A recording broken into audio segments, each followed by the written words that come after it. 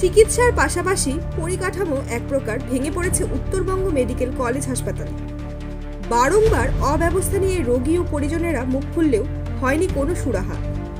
শুধু হচ্ছে বলেই নিজেদের দায়িত্ব থেকে পাশ কাটছে হাসপাতাল কর্তৃপক্ষ।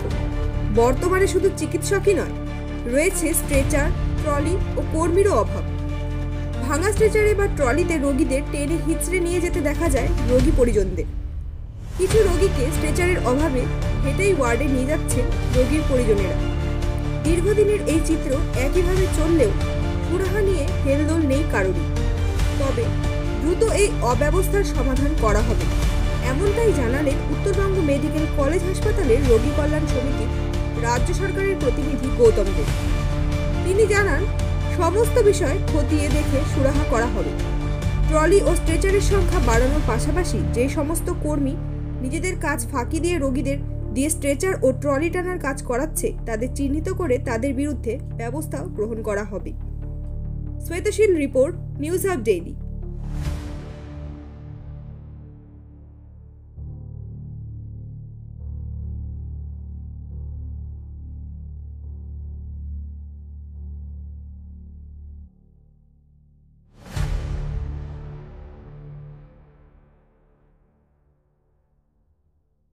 যে আমরা পাবলিক রিপ্রেজেন্টেটিভ হিসাবে গেছি, আগে চেয়ারম্যান হিসেবে 3 বার আমি ছিলাম।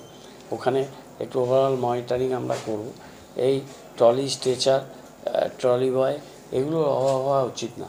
কোনো জায়গায় গ্যাপ হচ্ছে সেটা আমরা নিশ্চিতভাবে দেখব। এটা নর্থবেঙ্গল মেডিকেল কলেজ বড় মেডিকেল কলেজ, এটা নর্থবেঙ্গলের একমাত্র রেফারেল মেডিকেল কলেজ। সুতরাং এখানে এই ব্যাপারটাকে আমরা নিশ্চয়ই আলাপ আলোচনার মধ্যে দিয়ে এটাকে সলভ করব।